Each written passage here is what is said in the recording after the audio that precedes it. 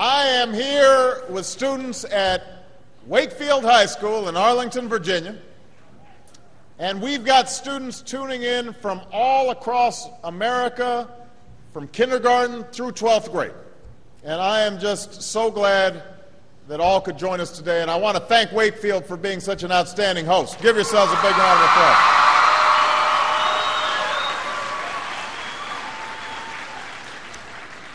Now, I know that for many of you, today is the first day of school.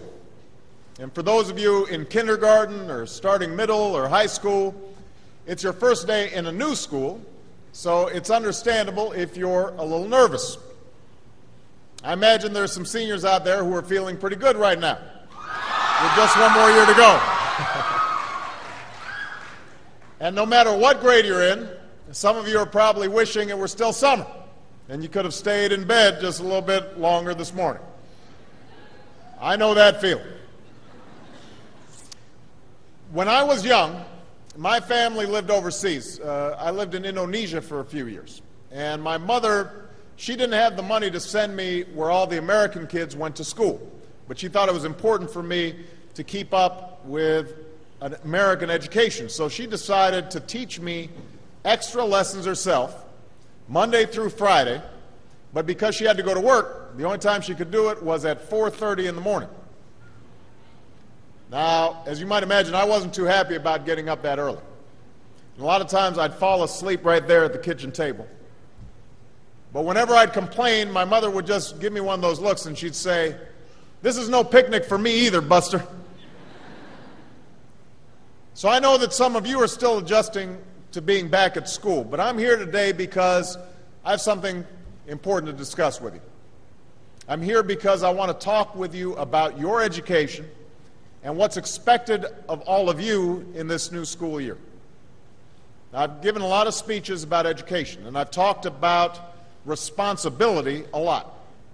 I've talked about teachers' responsibility for inspiring students and pushing you to learn. I've talked about your parents' responsibility for making sure you stay on track and you get your homework done and don't spend every waking hour in front of the TV or with the Xbox. I've talked a lot about your government's responsibility for setting high standards and supporting teachers and principals and turning around schools that aren't working, where students aren't getting the opportunities that they deserve. But at the end of the day, we can have the most dedicated teachers, the most supportive parents, the best schools in the world, and none of it will make a difference. None of it will matter unless all of you fulfill your responsibilities. Unless you show up to those schools, unless you pay attention to those teachers, unless you listen to your parents and grandparents and other adults and put in the hard work it takes to succeed. And that's what I want to focus on today, the responsibility each of you has for your education. I want to start with the responsibility you have to yourself. Every single one of you has something that you're good at. Every single one of you has something to offer. And you have a responsibility to yourself to discover what that is. That's the opportunity an education can provide. Maybe you could be a great writer, maybe even good enough to write a book or articles in a newspaper, but you might not know it until you write that English paper, that English class paper that's assigned to you. Maybe you could be an innovator or an inventor, maybe even good enough to come up with the next iPhone or the new medicine or vaccine, but you might not know it until you do your project for your science class. Maybe you could be a mayor or a senator or a Supreme Court justice, but you might not know that until you join student government or the debate team. And no matter what you want to do with your life, I guarantee that you'll need an education to do it. You want to be a doctor or a teacher or a police officer? You want to be a nurse or an architect, a lawyer or a member of our military? You're going to need a good education for every single one of those careers. You cannot drop out of school and just drop into a good job.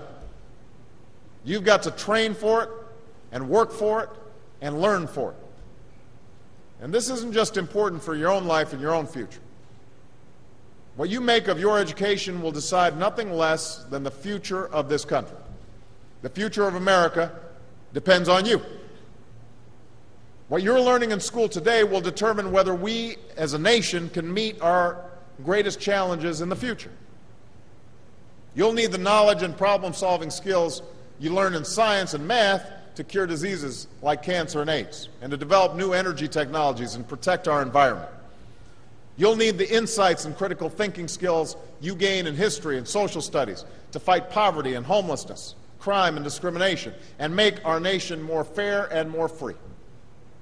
You'll need the creativity and ingenuity you develop in all your classes to build new companies that will create new jobs and boost our economy. We need every single one of you to develop your talents and your skills and your intellect so you can help us old folks solve our most difficult problems. If you don't do that, if you quit on school, you're not just quitting on yourself, you're quitting on your country. Now, I know it's not always easy to do well in school. I know a lot of you have challenges in your lives right now that can make it hard to focus on your schoolwork. I get it. I know what it's like. My father left my family when I was 2 years old, and I was raised by a single mom who had to work and who struggled at times to pay the bills and wasn't always able to give us the things that other kids had. There were times when I missed having a father in my life. There were times when I was lonely and I felt like I didn't fit in. So I wasn't always as focused as I should have been on school, and I did some things that I'm not proud of, and I got in more trouble than I should have. And my life could have easily taken a turn for the worse. But I was lucky. I got a lot of second chances, and I had the opportunity to go to college and law school and follow my dreams. My wife, our First Lady, Michelle Obama, she has a similar story. Neither of her parents had gone to college, and they didn't have a lot of money. But they worked hard, and she worked hard so that she could go to the best schools in this country. Some of you might not have those advantages. Maybe you don't have adults in your life who give you the support that you need. Maybe someone in your family has lost their job and there's not enough money to go around. Maybe you live in a neighborhood where you don't feel safe or have friends who are pressuring you to do things you know aren't right. But at the end of the day, the circumstances of your life, what you look like, where you come from, how much money you have, what you've got going on at home, none of that is an excuse for neglecting your homework or having a bad attitude in school. That's no excuse for talking back to your teacher or cutting class or dropping out of school.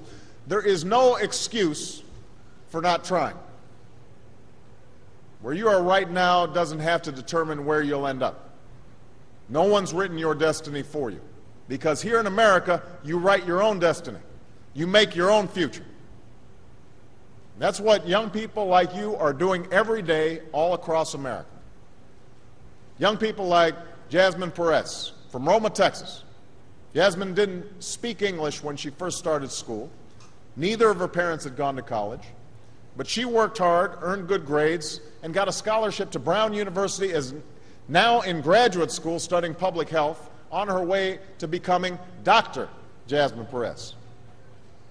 I'm thinking about Andoni Schultz from Los Altos, California, who's fought brain cancer since he was 3.